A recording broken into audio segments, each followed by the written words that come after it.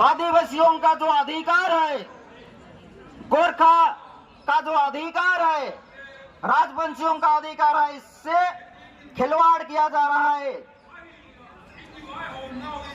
इसलिए हम लोग पूरा 8 जिले में हम लोग का पार्लियामेंट्री जो कॉन्स्टिट्यूंसी है, 8 कॉन्स्टिट्यूंसी, उसमें से हम लोग का आदिवासी आरक्षित सीट अलीपुरद्वार है और पूरे 54 असेंबली कॉन्स्टिट्यूंसी में से 8 कॉन्स्टिट्यूंसी आदिवासी के लिए आरक्षित है।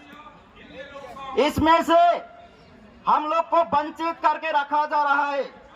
शिक्षा के क्षेत्र में देखें तो जितना भी सेंट्रल स्कूल है उसमें हम लोग को 6% रिजर्वेशन मिलता है। नौकरी चाकरी के क्षेत्र में भी हम लोग को 6% रिजर्वेशन से बाउंड करके रखा है सरकार। इसके लिए हम लोग का जो डिमांड है, उत्तर बंगाल को अलग राज्य घोषणा करे सरकार, उत्तर बंगाल के लिए अलग व्यवस्था करे, नहीं तो हम लोग लड़ाई करने के लिए तैयार है। जिस टाइम अंग्रेज शासन कर रहे थे भारतवर्ष को, उस टाइम भी अंग्रेज के खिलाफ उल गुलाम का जन्म दिया था बिरसा मुंडा ने। उसी तरह हम लोग भी बिरसा मुंडा के वंशज है, आज भी लड़ेंगे, पहले भी लड़े थे, आज भी लड़ेंगे। हमारे अधिकार, हमारे फंडामेंटल राइट्स को जो दबाने की कोशिश कर रही है सरकार, इसके लिए हम लोग जब तक जान है तब तक लड़ने के लिए तैयार है।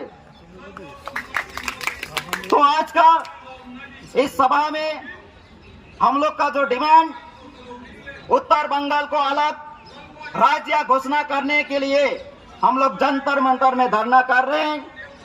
मैं ये मेरा छोटा सा वक्तव्य को यही विराम देना चाहता हूं और जितना भी United front for separate state के जितना भी रिस्पेक्टेड लीडरगण है, सबको मेरे तरफ से हार्दिक अभिनंदन, जोहार जनाते हुए मैं छोटा सा वक्तव्य समाप्त कर रहा हूं। धन्यवाद।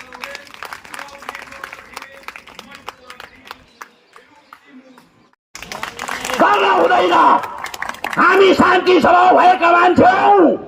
हामी भारत देश हो, प्रान्त यो भारत देश गणतान्त्रिक देश हो। गणतान्त्रिक देशमा गणतान्त्रिक हैसियतमा आज हामी राजनीति गरेका छौं। हाम्रो आफ्नो सेपरेट स्टेट गोर्खाल्यान्ड र सेपरेट युनाइटेड फरम सेपरेट स्टेटको डिमान्डलाई लिएर आज हामी मञ्चमा उभिएका छौं।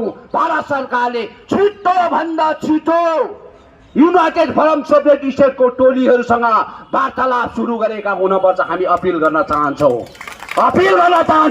किनभने राजनीतिक वन्दे भारत माता की, भारत माता की, भारत माता की। हवस्, धन्यवाद।